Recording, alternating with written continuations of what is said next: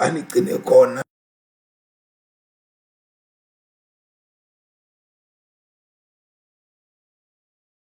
namhlanje singena kusuku lolu, singena ngenjabulo, singena ngekubonga ukuthi uNkulunkulu muhle utholakala alusido ngempela ngetikhathi letimatima empilweni yethu. Lapha ekuphileni kwethu bazalwane, sihamba sihlangabetane netikhathi letimatima, letinye taletikhathi noma tingete takhuluma, kodwa tiyevakala ukuthi tiyabuta ukuthi unoThixo phina ke wena kulesi simo lesilozokuso.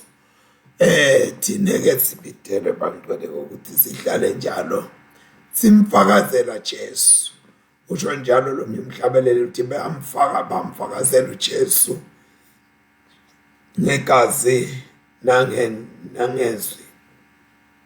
Yes, siyamfakazela Jesu ukuthi uyaphila kimi, angaphila nakuwe, uyisimanga lo Jesu lophila kimi.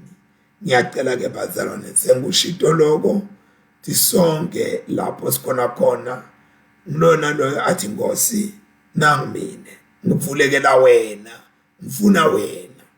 And utawumangala as usalalela uNkulunkulu, there will be that reunion.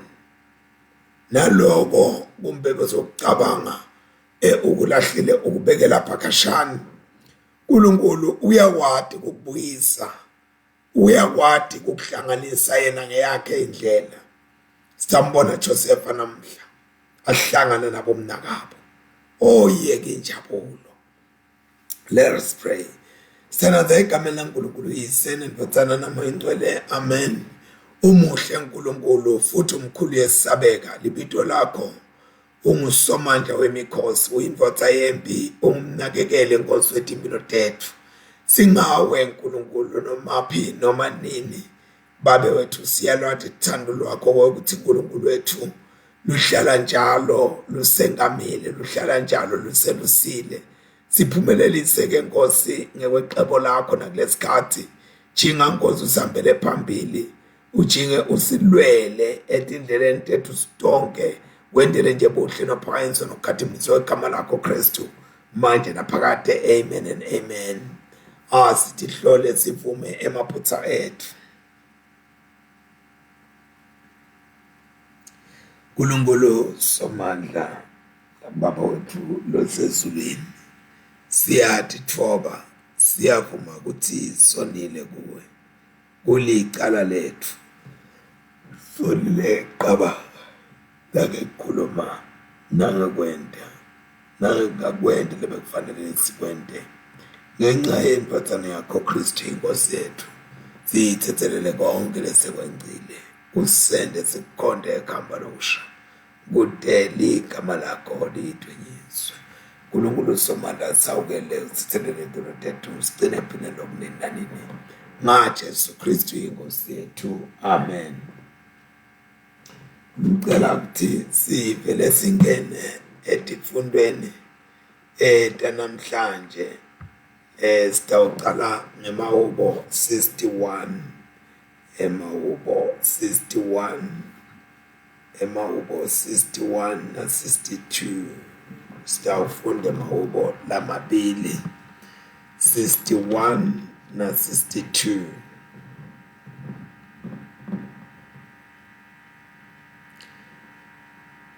Lalela ukukhala kwami uNkulunkulu, uve umthandazo wami. Ngikhala kuwe ngikhashane emajukujukwini emhlaba, ngesikhathi inhliziyo yami itsangele, ngiholele edwaleni leliphakeme kakhulu kunami. Ngobe wena usiphephelo sami, uyinqaba lengumbhoshongo loqinile, wekungivikela esitheni sami. Ngiyawukhosela endlini yakho kuze kube phakade, ngiyawukhosela ngaphansi kwemaphiko akho. Wena Nkulunkulu utivile tethembiso tami, ngobe nguwe lobanika lifa labo labalisabako libito lakho. Yenda inkosi ikhule ize igogobe. Yengeta emalanga ekuphileni kwenkosi. Ime titukulwane ngetitukulwane. Ebukhoneni bakho uNkulunkulu inkosi ayihlale esihlalweni sebukhosi. Ibuse uze kube phakade. Uyilondoloze ngemsa wakho nangekwethembeka kwakho. Ngako libito lakho ngiyawulithumisa kuze kube phakade. Kuze ngigcwalise tethembiso tami imihla ngemihla. Umphefumulo wami utithulele kuNkulunkulu kuphela. Insindiso yami ivela kuye. Ngobe nguye yedwa lolithwala lami. Nensindiso yami nenqaba yami. Ngingeke ngishukunyiswe. Uyawuze kube ngunini nithumela le ndvodza. Nine nonke kuze niyibulale. Injengelubonza lolujekele kuwa. Nanjengelutsango lolutsilikako. Bafuna licebo lekumketula esikhundleni sakhe lesiphakeme. Bathanda emanga. Ngemilomo yabo bayabusisa. Kodwa etinhlitweni zabo bayaqalekisa. Mphefumulo wami thula kuNkulunkulu. Ngoba lithemba lami livela kuye. Nguye yedwa lolithwala lami nensindiso yami nenqaba yami. Ngingeke ngitanyatanyiswe. Insindiso yami neludumo lwami kusetandeni taNkulunkulu. uNkulunkulu usiphephelo sami nelithwala lami leliqinile. Nine sive yethembelani kuye ngathi tonke isikhathi. Thululelani kuye inhliziyo zenu. uNkulunkulu usiphephelo sethu. Bantu katana bafanana nemoya nje. Tikhulu nato tilitelelite. Noma bafakwa esikalini kanye balula kunemoya. Ungalibeki lithemba lakho ebudloveni. Ningathi lulati ngemathemba lalite nekucekeza. Nome ngabe ingqebo iyanza. Ningatibeki inhliziyo zenu kuyo. uNkulunkulu ukhulume kanye ngeva kwabakabili. Ngeva kubili. Kuthi emandla ngakho uNkulunkulu. Nekuthi umsa wakho simakathe. Nokuthi umusa wakho simakathe. Ngoba wena umuntu umnika umvuzo njengekwemisebenzi yakhe. Akuthunyiswe uyise nendodzana naMoya Engcwele. Njengoba bekunjalo ekuqaleni kusenjalo nanyalo. Kuyawuba njalo kude benini. Amen. Sitawulalela sifundo sekuqala lesiphuma eTestamenteni elidala encwadini ya Genesis chapter 45 verse 1 to 15. Josepha wehluleka ukutibamba embi kwezisebenti takhe. Ngako wathi abakhishwe bonke la endlini. Ngako ke kwakungesekho muntu. Ngesikhathi atshela bomnakabo ukuthi ungubani. Wakhala kakhulu kwathi made kweva neMagibhithe kanye nebendlu yaFaro. Josepha watshela bomnakabo wathi, phela mina nginguJosepha. Babe usaphila yini? Kodwa bomnakabo abazange bakhone kumphendula ngobe babe sethuke kakhulu. Josepha wakhuluma wathi, iqela senisonzelela. Nembala basonzela. Wathi kubo, nginguJosepha umnakeni lenamthengisa eGibhithe. Kodwa ningakhathateki futhi ngingahlupheki ngekuthi nangithengisa la. Empeleni nguNkulunkulu lo wangithumela ukuthi ngide kulendzawo. Abendela ukuthi nginendulele engekuda lapha ngitewusinzisa impilo tebantu. Kusengumnyaka wesibili lona indlala ikhungethe umhlaba. Kuseselele eminye iminyaka lesihlanu kungalinywa kungavunwa.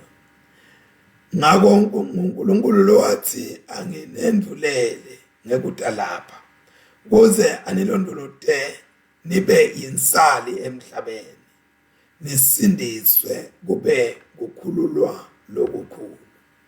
Ngakho-ke akusini lena ngithumela la, kodwa nguNkulunkulu.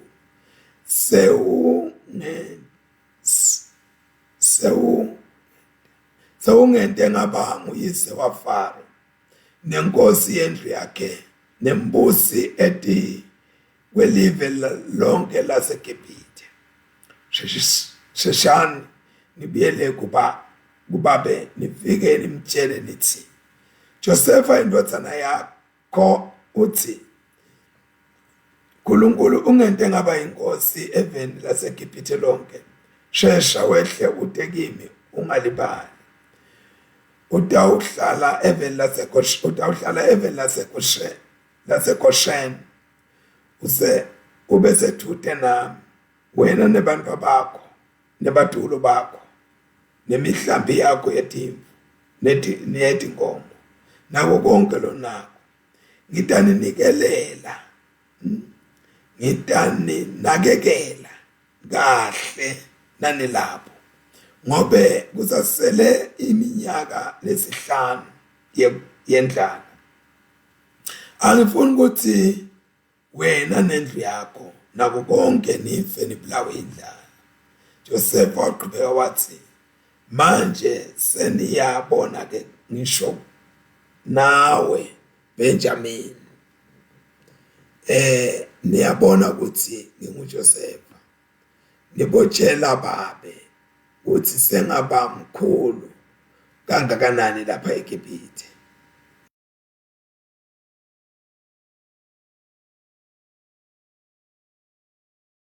Lenikubonile, sheshani nilanze babe ehle etela.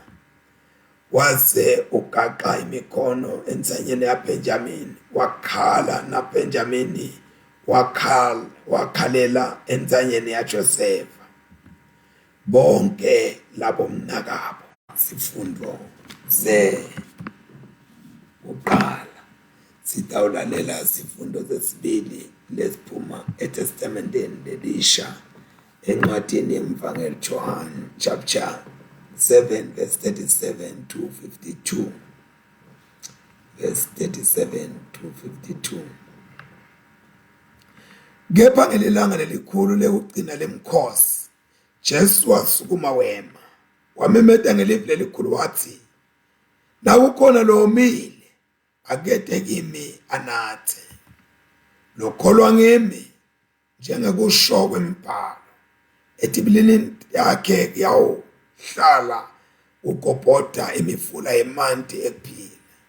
Jesu abe khuluma ngamoya labe batawu memukela laba labakholwa kuye, ngobe moya abengakefiki kwathi sekuthi Jesu abesengaka khathimlizwa. Bathi nabaweva lamavi, nabanye kulabo bantu bathi, ngempela lo muntu ungumprofeti. Nabanye bathi unguKristu, kodwa labanye bathi ungenteka yini ukuthi Kristu avele eGalile? Umbhalo kawushongo yini ukuthi Kristu uvela entalweni yaDavide eBethlehem, lapho abehlala khona Davide? Ngakho lesiqumbi sehlukana ekhatsi ngaye. Labanye babo babefuna kumbamba kepha kwabade lowabeka isandla edikwakhe. Tinceku tancanzeka tabiyela kubapristi nebafarisi. Bona bafike bathi, yini ningamlethi la kithi? Inceku taphendula tathi, kude umuntu lo wake wakhuluma njengalo muntu. Abafarisi baphendula bathi, nani sanithusiwe? Nine nambona yini noma munye nje webaholi noma webafarisi akholwa kulo muntu? Lesicumbi asiwathi umthetho, ngawo ke singaphansi kwesiqalekiso saNkulunkulu. Nikodemu abengilomunye wabo, lona lowaya kuyambonana naJesu ebusuku ngalelinye ilanga, wathi kubo, kodwa nekwemthetho wethu umuntu uyanikwa yini isigwebo angakaze abutwe kuvakale kahle ukuthi cala lini lalentile? Bamphendula bathi, wo, kanti nawe uphuma eGalileya? Asewuphenywe kahle imibhalo, utawukhanza ukuthi akukho umprofeti loyawuvela eGalile. Siphela lapha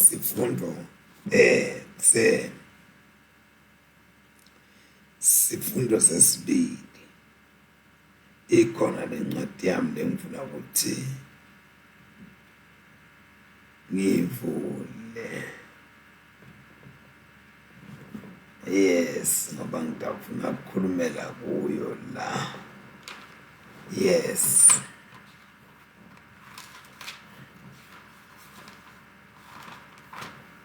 Good. Ihlale.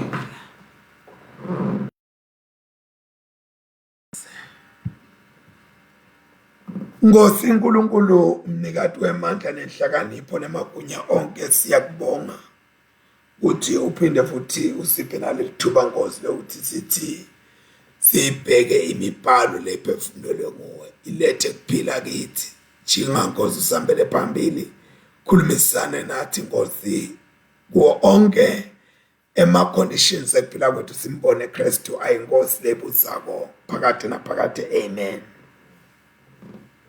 Siyabonga kakhulu-ke bangcwele kulesikhathi lesi sitawuphinde sithathe ubuso bethu sithi kububhekisa emuva kafishanyana nje. Sikubhekisa la khona sibona Josefa abane reunion, kuhlanganiswa futhi siyathi ukuthi bebake babamunye laba bafo, kodwa na kuhamba kwavela isikhathi lesimadima lesibahlukanisako. So ke nyalo sibona kubuya nekuhlangana walabafo baka bo Josefa. Yinto ke lenhle kakhulu umndeni uhlangana. Nokho ke siphila esikhathini lesimadima bazalwane, kukhona labajabulela ukuthi imindeni iyehlukana. Kuyabajabulisa lokho netindledlana letithide. Nginezo umangala ukuthi into lenjani le, ngoba kahle phela bazalwane kufanele sithathuliswe ukuthi umndeni uyahlangana uba munye. Kuba khona nje labasetshenziswa ngisathane ngendlela lecakile kwekuthi imindeni bayente ingaboni ngaleso linye, imindeni yehlukane, ba-agitate lokho. Labanye babo umangale ngoba bakholiwe ukuthi ukholwe njani uhlukanisa imindeni. Anyway, sishito ukuthi na Jacobe ube nayo leyo nkinga leyo. Lo mndeni ulala ukhona nje ngenxa yaJakobe ukhetha Josepha na Benjamin. Siyikhulumile kakhulu itolo leyo, angifuni kubuyele emuva ngayo. Kodwa namuhla sibona Josepha uyadiveda lapha komnakabo wekuthi yena ungubani kahle kahle in the order of things. Uyadiveda wekuthi ungubani. Imnanzi ke lento lena ukuthi Josepha sekwenteke konke kube nesigajana nje la khona atobuye ativete wekuthi yena ungubani kulesimo lesi la sibahlangabetana nazo.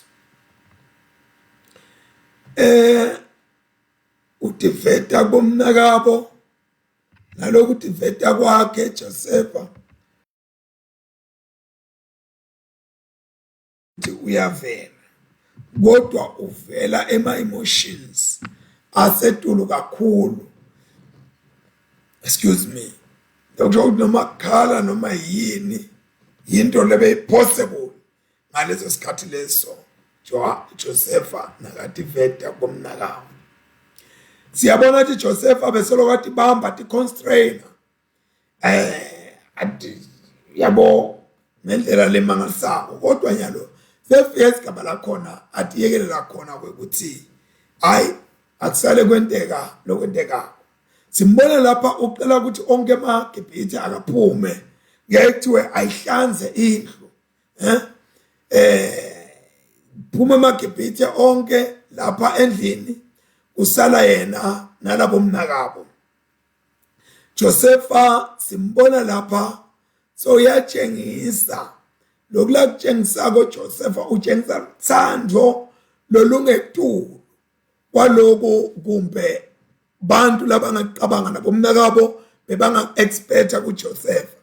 Sekebonakala ukuthi Josepha beyangasinje kwekuthi manipulative noma cruelly manipulating to their brothers, to his brothers. Kodwa kuyabonakala ukuthi uNkulunkulu lebeka sebenta sandla sakhe emva kwako konke lokho alungisa tinto. uNkulunkulu lesikhathi ke kungathi usebenta ngesihluku, usebenta ngendlela levisa buhlungu, kanti uNkulunkulu urearrange tinto uthi buyisela ngabolonini. Kulesinye isikhathi uma ngabe uNkulunkulu asebenzisa wena noma mina ukurearrange tinto, ngiyalimala nami, ngisalungisa lo muntu, ngisalungisa lesimo, ngisalungisa lelenkulungisako. Akusho ukuthi kwenteka ngijabule ngikhome ukuthi ya ngiyakwenta mneka baba, kodwa la sibona ukuthi kwananaye kwalimala Josepha asalungisa laba. Ngifuna ukusho ukuthi nalaba uNkulunkulu labathuma kwempilweni yakho ukuthi abantu okwenda lutho loluthide bathi basalwenda lolutho balwente nabo balimala, kodwa labalwente abajabula abahleka ukuthi bayakulaya masinyane labo nglabantu ofana nabo Nebukadnezar. Kodwa uNkulunkulu noma bekashilo ukuthi Nebukadnezar ambo bathathe babuye eBhabhiloni, kodwa uNkulunkulu waphinde wamjikela ngolaka. Lokusho ukuthi ude i-control over umuntu waNkulunkulu. Funa ubute uNkulunkulu ukuthi Nkosi ngente njani ngalomuntu, nangisowenta nje ngimente njani ke manje, noma abazothatha noma uyambhansutha kancane mfana uNkulunkulu ukuthi ushito uNkulunkulu ukuthi mbhansuthe lo muntu, noma uNkulunkulu ushito yini ukuthi memuke elungelo letsiteni. So ke lana siyabona ukuthi Josepha naye akwenta lo beyakwenta beka nebuhlungu, kodwa sandla saNkulunkulu sase solo kusimvumela ukuthi nyalo ke yenta kanje ngoba I'm rearranging things. Josepha ke uyatatisa lapha kulabo mnakabo uthi yena unguJosepha. Utshela bomnakabo ukuthi unguJosepha. Ake ginanga ngekubatshela waphinde wabakhombisa ngaloku ungangathiteki ukuthi yena unguJosepha. Singete sathi ke ukuthi beka bakhombisa kanjani, kungentanga ngesikhathi bamgqumukisela emgodini kukhona la linyanto khona bathi igodo waba nema marks noma nabamdonsa lapha yana njanje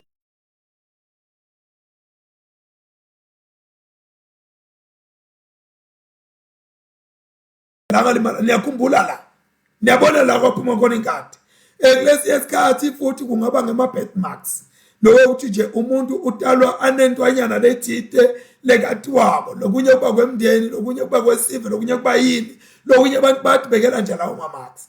Wathi Joseph obe seuyabakhumbula noma soyabajengisa nangabe bekafihlakele kuthi nako bonani vele ukuthi ngimi umnakenu Josepha.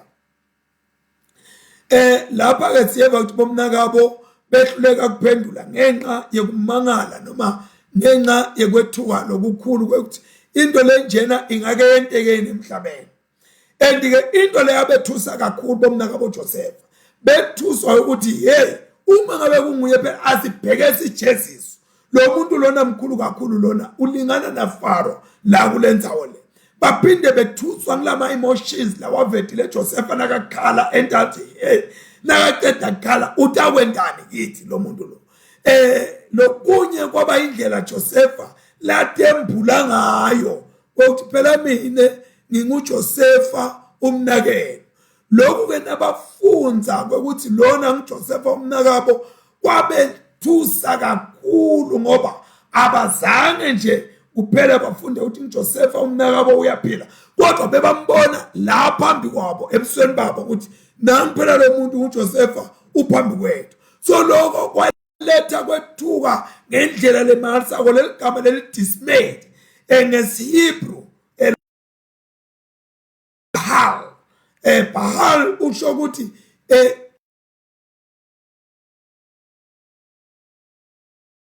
so lento lena yabethusa kangangoba bagededela.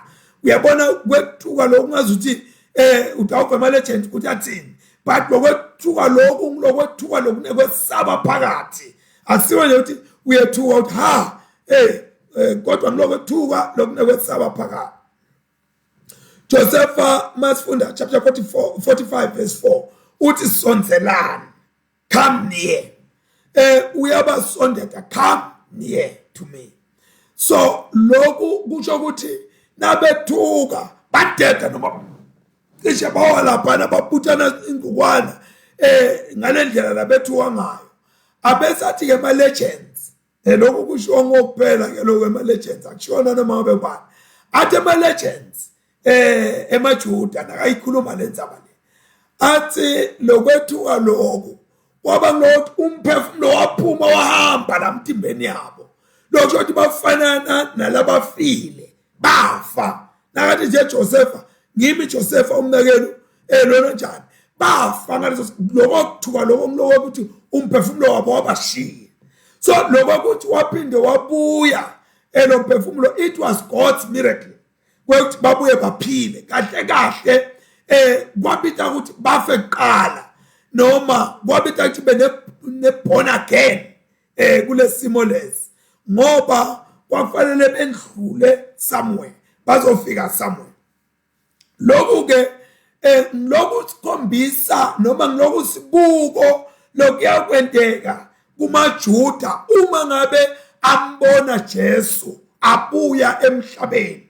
EmaJuda atakwethuka kanjalo kuthiwa kwethuka lokumangalisako. Ngicela kuyifunda lencwadi ya Zechariah chapter 12 verse 10. Zechariah chapter 12 verse 10 uthi ngiyawuthululela ethi kwendlu yakaDavide nasethi kwabo bonke labahlala eJerusalema moya wemusa newekunxusa. Bayambuka lo labamgwaza bese bayamlilela njenganakulilelwa umntwana lotelwe kwaba yedwa kabo. Bamdzabukele kakhulu njengemuntu nakadzabukela indvodzana yematibulo akhe. So uma ngabe bambona Jesu labamgwaza bona bambona ukuthi nami kuyaba nebuhlungu lobumangalisako. Uyabona Jesu nakathi bathathelele babe abakwathi labakwentako bayobethuka ukuthi hawu kanti thina sabulala umuntu wasekhaya, sabulala umsindisi, sabulala umuntu lebeketele tawusita thina.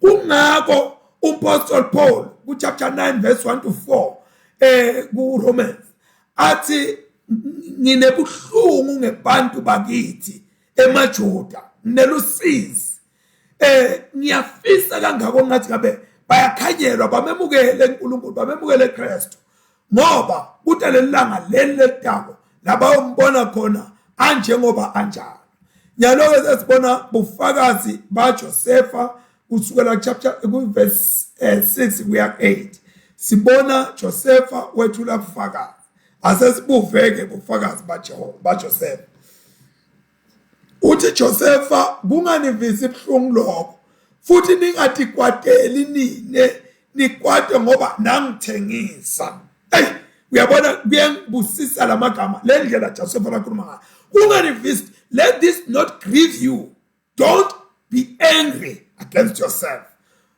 because you sold me here. That's how Joseph addressed his brothers and giving testimony.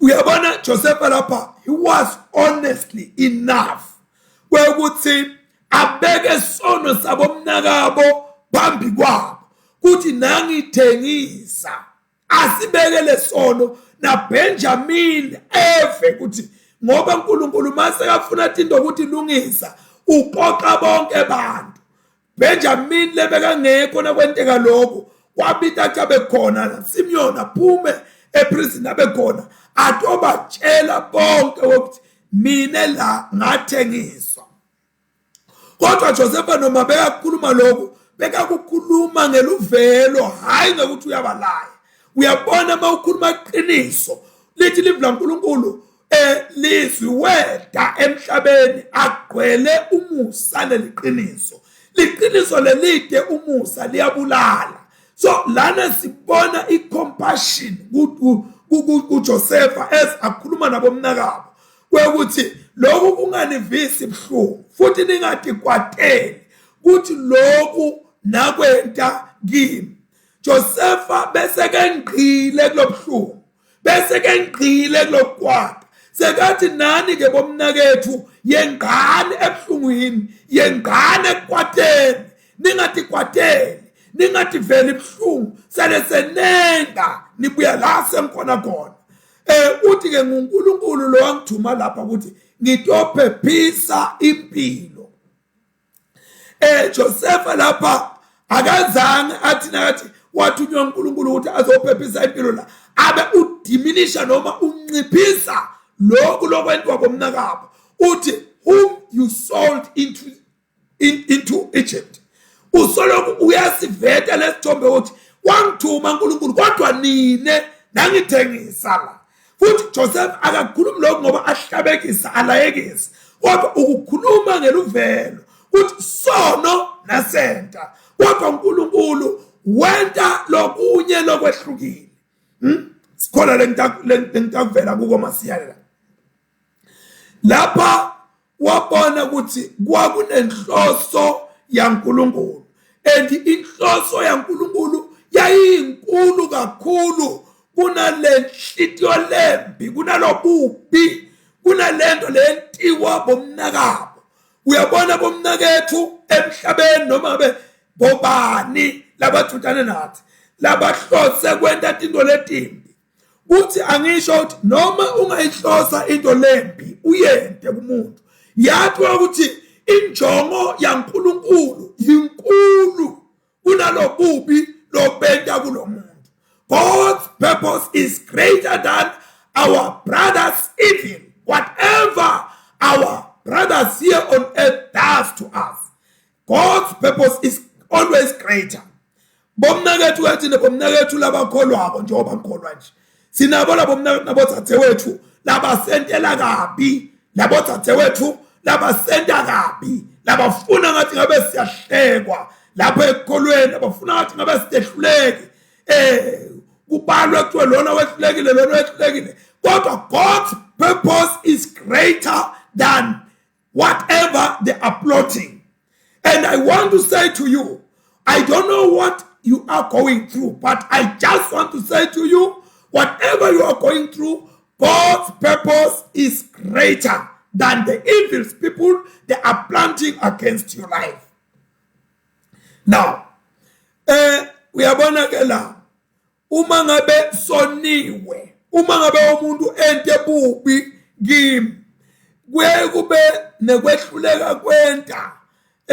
kunye noma kokubili. Lokhu lokwentiwe nguJosefa la.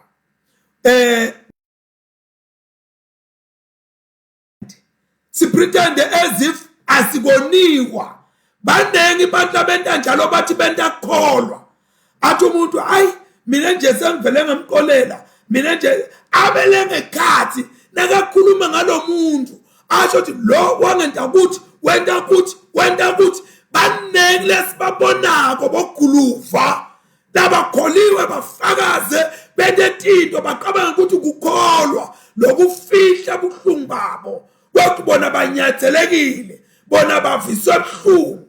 Umuntu athi hayi mina sengemkolela nje bani mina phela ngiyendlulisa kodwa nangabe lo muntu kufanele ukuthi umphathise lutho loluthitha nangabe wakwathi uyamphathisa wadla imali yakho noma wakwenyela inyama emantini noma wakukhuluma kabi nathiwa-ke sifunele singamthume eMarika noma simthume kuphi ayosimelela lathi ungamikisi-ke loyo sithi awuphela kwahamba loyo.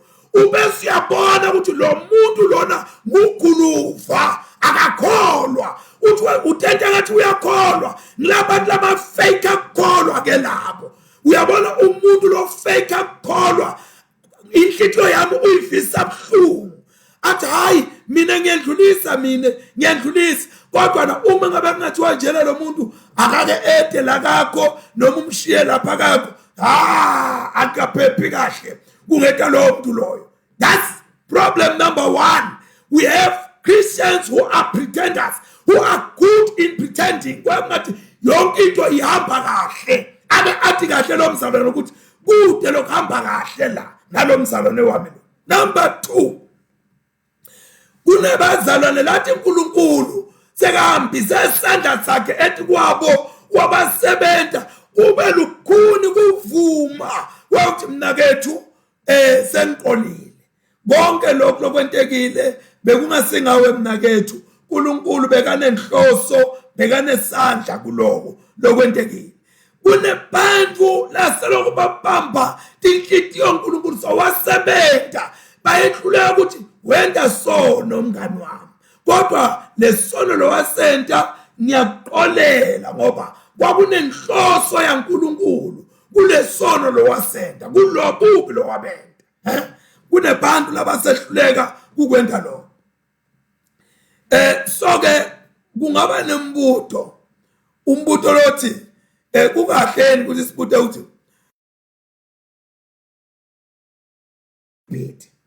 kwayangani ukuthi Josefa atholakale sekaphila eGibhithe. Kungabe kwaya ngesono sabomnakabo sekumthengisa? Kungabe kwaya ngenjongo yaNkulunkulu uthi ufuna ukusindisa abantu endleleni? Impendulo ikuko kokubili. Yebo kwaba ngesono sabomnakabo sekumthengisa. Yebo kwaba ngenjongo yaNkulunkulu ukuthi ufuna ukusindisa abantu. Ngike ngafunda lihubo laka 76 verse 10 ukuthi the wrath of man adds praises to the Lord. Lulaka lwebantu lwengeta indumiso yaNkulunkulu. Uma ngabe umuntu akwentela lulaka abantu besi kuwe ubokwathi ukuthi ungeta indumiso libazedela le verse lelandelayo labasinthe elulakeni lwaNkulunkulu baba yimvunulo yakhe. Hambe uNkulunkulu nawuvunulile phela uba muhle bantu babone hey iyakuthanda lemvunulo mayinhle ihlobe kahle enjanjanyana baba njalo ke bantu labasinde elulakeni lwaNkulunkulu lebe bekade balwa naNkulunkulu. Lana ke siyabona ukuthi ubeka lokusabala Josefa uthi ngathunywa uNkulunkulu ukuthi ngabe phambili ngide kulendzawo. Sesiyabona ukuthi lusizi lwaJosefa lwalunenjongo nenjongo ngeke wayathi wena kodwa lunenjongo. Injongo yeqala yalosizi lwaJosefa lwalokhu uphephe umngeni wakhe endlaleni. Waba lusizi Joseph le kulelive lekhamba, kodwa lolu sizi was preparing his family to be preserved from the famine. Injongo yesibili yayekuthenini uNkulunkulu atakhele sive sakhe lesingakabhiqwa leside intermarriage problems. Funa utakhele uNkulunkulu bantu bakhe. Asakwakha uNkulunkulu lokho akulungisa akwenta konke. Siyabona ukuthi lana uNkulunkulu wasebenzisa Josepha bomnakabo bamvisa buhlungu bamlimata. Joseph, he became a victim. He became a victim for their brothers or through their brothers. And God, he turned it around. uNkulunkulu uyaguqula. uNkulunkulu uNkulunkulu wema-turnarounds. uNkulunkulu oguqulayo. Athi umhlabeleli umzuzu nayo uJesu uyaguqula njalo usizi nenkathazo. Lo uNkulunkulu uyakwati uyiguqula into. Uyabona kuNkulunkulu kude lulahleko, kude kulahlekelo. Uma ngabe uNkulunkulu noma abantu bangakwenta kabi kangakanani, God will turn things around for his glory. Utawuthi guqula uThixo izinto zakho. Vuma kwathi Nkosi nangimine yenta mathanda ethi kwempilo yami. Uyabona kubele umndeni wakaJosepha awuzange uye eGibhithe. Yayizoba khona ingodi assimilation. Bathi kande seba understand lama pagans aseKhanani. Seba bendiselana seba funa phila njengabo. Wathi uNkulunkulu angifuni le ngodi lena yenteke, because these are to be my distinctive people. Funa ukuthi bangabhiqwa ungabebete imbiqwaniso la. Endike uyayibona lento yaseGibhithe. Inento lemnandi ukuthi uNkulunkulu makabahambisa abayisa le eGibhithe bebatokhula babesive let's distinctive. Yini sizathu salokho? Bantu baseGibhithe beba into naye yebuhlanga. Uyabona lokho ukuthi bathini kodwa ngesingisi lento lena manje. La khona abantu ukanda ukuthi ngoba angumswati akafunde ukuthi janjanyana into lengasimswati noma angumozambikeni into lethi kanjalo. Bathi lo muntu lona unebuhlanga lona kushothi uyakhetha. Naka umlungu akafunde ukuthi ungamkhanda akhuluma nebantu abamnyama janjanyana into lethi kanjalo. So ke lana uNkulunkulu wabayisa eGibhithe ngoba abantu baseGibhithe bebafanana nebantu aselwandle. Abantu elwandle phela qithe lokungasiko kwalo. So ke lapha bebatho ukhona kuphila le njongo yaNkulunkulu kubungazuthi bayabahlanga lapha noma bayaba manje liyangibalekela manje legama le tribalism. Yabona ngilo legama le tribalism. Kuba ngathi kwenteka itribalism la kani qha la uNkulunkulu unenhloso nenjongo yakhe. Musa ukuthi fushelele empilweni yemuntu nangaba kakudzingi. Nawe Musa phika kudonsa abantu utabete kuwe kana bakudzingi. So ke kuhloniphe lokho ngoba kunenjongo yaNkulunkulu. Kunalomunye ke babe lapha ubitwa uthiwa nguRabbi Harold Kushner. Uyabona Rabbi Harold Kushner ukhuluma le indzaba lebhlungwana la. Ithi le ndzaba yakhe unencwadi la ipublisher lethi When Bad Things Happens to Good People. Uma ngabe into letimbi tenteka kubantu labahle noma labakahle noma labalungile. When bad things happen to good people. Wayibhala ke le ncwadi yakhe 500,000 yayihambisa kwamaphepha. Lo muntu ayithenga. Yayithini ke le ncwadi? Yayikhuluma ukuthi uNkulunkulu uneluthando lonke. Uyathanda uNkulunkulu, uthando lwakhe lukhulu kakhulu, uthanda wonke umuntu uNkulunkulu. Kodwa uNkulunkulu ude emandla onke. Uyayibona ke manje uthi unaluthando lonke but ude emandla onke.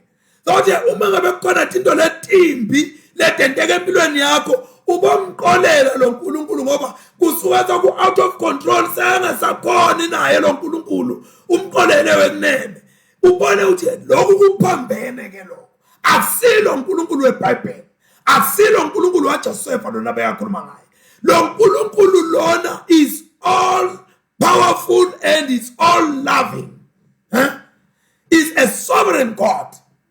So uyabona abantu ngekufunza nasama ku-analyze into without the Holy Spirit banganaye emoya ingcwele bakhuluma indengane nje lenye into umuntu abuka into abese ayikhuluma kufanele lento yamalungelo yani yini ukande ukuthi lento ulimata liplan laNkulunkulu ngendlela ongeke uziqhaze wena sothi uyalamula wena ulamla ini ungakabuyi kuNkulunkulu qala buya kuNkulunkulu thathisa kuNkulunkulu uve ukuthi uNkulunkulu yente kanjani lento lo wena uhlose kuyena. So ke lana siyabona kwenteka some of the things and these things letenteka tikhomba ukuthi uNkulunkulu akasi ukuthi uthi wethi fundiswa ngoba tifundiswa athi taholele emahlathini tikhuluma ukufunda kwato lokungahambisani nekholwa ukholwa nekufunda into letimbili letehlukene uyabona ukukholwa lokude asangithi imfundo lete kukholwa ngalanga kithi faka ukuthi yinto lengenamsebenzi lebolile le ifanana nento lesita kwesikhashana kodwa ukukholwa lokude imfundo lokukholwa lo will take you to the brighter destination of your eternity. Ungahlupheka ngala ngoba ukwafunza kodwa ngale uyophila ngcono siphelana imfundo yona ithi ungaphila ngcono ngala ube namabhizinisi ube nako konke kodwa ngale so ke uma ufuna ukubalansisa letinto funza ukholwe kholwa ufunze kholwa ufunze ukholwe ungatihlukanisi letinto utawukhona kuphila ngala ubuye uyophila ngale makabonge Jesu. So angifuni ukusho ukuthi principal engaba uthi 10 namhle kuseni ngoba uyibeke yabamnanzi lento ukuthi kungcono uhambe uyoshayela stalati une doctorate yakho une degree yakho ungone yokalusathi inkomo ne diploma yakho ne doctorate yakho ungokuthi imisebenzi ayibonakala kunokuthi uthi angeke ngisafunda mina ngoba nalabo abafundile belusathi inkomo nakuvuleka ithuba lomuntu lolusathi inkomo ne doctorate yakhe ushiya phansi inkomo uyahamba emsebenzini wena lothi hawu nalabo abangakafunda abaqashwa yosala unjalo ke. Uyabona ke lapha sibona into letimbili letisebenza harmoniously practically and harmoniously yini lo sibona i-free will leNkulunkulu ayinike umuntu ne-predestination yaNkulunkulu. Uyabona kule free will yemuntu umuntu angaphila emhlabeni ne-free will under that free will phinde futhi kube khona inkinga ukuthi uhle utithola uguilty kule free will kulokuthi khathela kwakho and the predestination yaNkulunkulu yona imnanzi ngokuthi uNkulunkulu has he ordains into uNkulunkulu tiqobile kwasephakade uNkulunkulu he arranges things into atimani tenteke kaNkulunkulu noma wena ungaba nale free will yakho yokukhethela uthatha utikhethele kunema arrangement lamiswa uNkulunkulu akakuzi uwabaleke ne free will yakho kukhona lanto oshayisana khona. God also supervises and God overrules. Uyabo uthi supervisor abe overrule njona lokho free will yakho lonako uNkulunkulu uyaku overrule lokho free will yakho lonako. Uyabona ke lamhlabeni umhlaba ungaphila ngaphandle kwe free will bantu baphile kamnanzi under the ordains, the supervision, the arrangement, the overruling of God. But uma ngabe uphila nge-free will yakho kunengi la utoshayisa khona ugcine ulahlekelwe nalizulu impilo yaphakade. Uthi ke nyalo hambani sheshani niye I'm sorry sengijakele ngaphansi. Uthi akusini uNkulunkulu. Uyabona Joseph wafunza ukuthi empilweni yakhe noma ifree will yabomnakabo yabalethe ekutheni bamthengise, but God never stopped arranging events. God never stopped supervising events. God never stopped overruling. Uyabona uthi Joseph noma lobubi lenabentwaneni kodwa uNkulunkulu wabusa ethi kwabo lokho.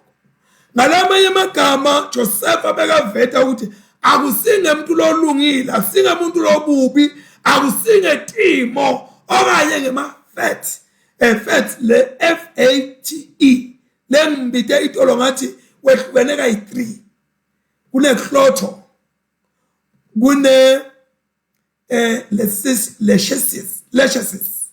kuna Anthropos.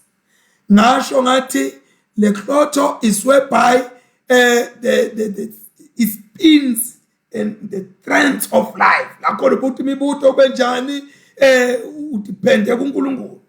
Ngase lechesis yona ngilakhona seyinebu poisonous, seyinebu venom, seyinebu nyoka. Ngase ngithi le atropos yona ngilakhona sekubusa imimoya lethithe zofika egqineni lezinga leqhini. Lana ke uthi Joseph akusiwo lokho, akusinge bubi bemuntu, akusinge buhle bemuntu, kodwa is God who overrules. Ngifuna kusho kumuntu namuhla lobhekene neTimo what God overrules. Kwakuthi bani uthi 10 when10 ngawo unesigaba lesingakanani emhlabeni eveni lo muntu loyo, you must know that God overrules. Uyabusa uNkulunkulu. Asinenzaba wendani kodwa uNkulunkulu uyabusa. uNkulunkulu nakambuka Josepha wambona ahleli etinsanjeni acontrola uNkulunkulu. Ngoba ke yonke into ayicontrolwa uNkulunkulu wase kuyavuka noma bengekabhalwa Romans 8 verse 28 wase uyasebenza lapha kuJosepha ukuthi things work together for good. Things work together for good. Both the bad one and the good one, they work together for good. Let me go for conclusion.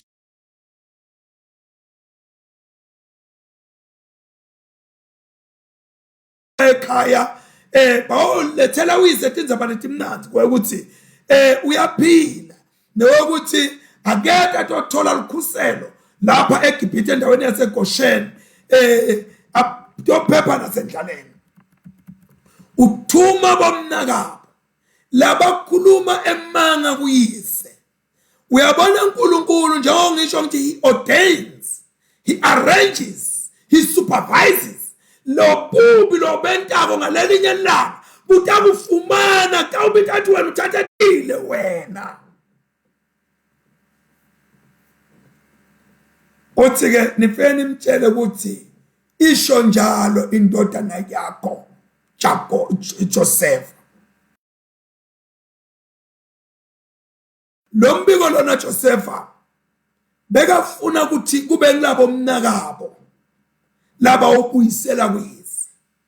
Kulesi esikhathi ungatibuta ukuthi leni ngoba phela sengiphendukile sekunjani sefunelwa ukuthi mina ngibuyele emuva le ngiyokhuluma lento mina lengiphambathisa inyawo. Uyakuthanza uNkulunkulu kulungisa tintfo ngawe. Uma ngabe tinto toniwe nguwe uNkulunkulu uyakuthanda ukuthi le tinto atilungiswe nguwe ungalungiselwa, dilungise wena le tinto. Yabona ke lento lena mayiva Jacob wekuthi umntwana wakhe lekamthandzako lamkhetha ngoba bekakhetha abantwana. He favored him. bebekamkhethile phakathi kwalabantu emalanga ayafana. But this was the greatest day of joy for Jacob, kufa kwekuthi Josepha umntwanakhe okanye indodana yakhe iyaphila. Wakufunza lokhu wakubona ukuthi indodana yakhe iyaphila, futhi indodana yakhe ngiyo leyitawusindisa bomnakabo endlaleni. Indodana yakhe lebekathi ifile seyiyaphila futhi. What a joy! What a joy! It's like when we resurrect in the day of our resurrection. Labo labasendulele basambela phambili. What a joy sesibabona. What a joy sebasilandisa. Angathi yena bebahamba emhlabeni wafaka isandla sakho wena. Sibona Josepha uyabagaqa, uyabanga, bonke bomnakabo ngeluthando lenshisakalo lesuka enhlitweni yakhe.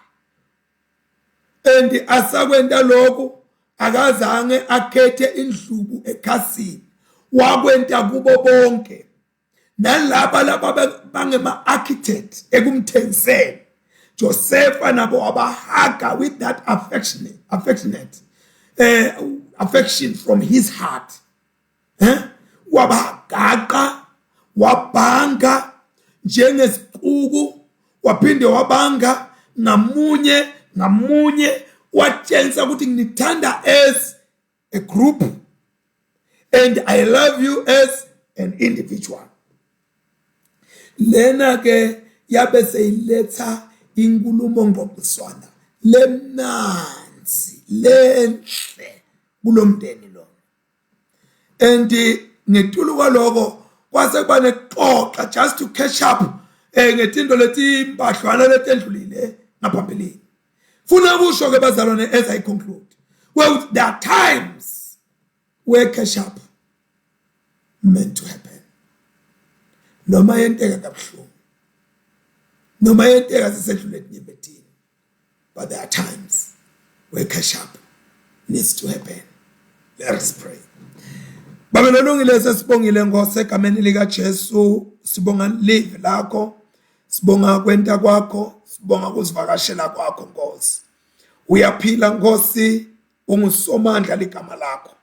Uyindvodza yemadvodza, uyinkosi yemakhosi, ungumbusi wababusi. Sandulele moya ngcwele usambele phambili. Sisebentele uNkulunkulu othula namandla onke etimpilweni tethu your glory.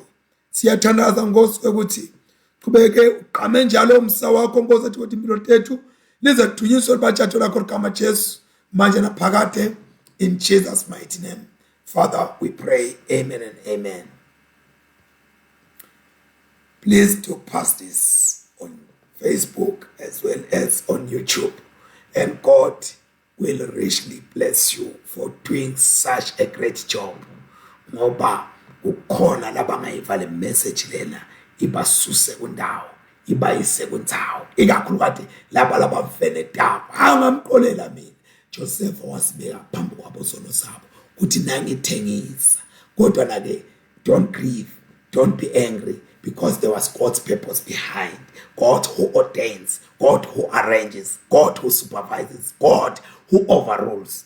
God bekakhona ningahlupheki. So konke kwentile nini, all your evil were just less than the purpose of God. The purpose of God is always great. So somebody needs this. So please do share. In Jesus' name we pray, amen.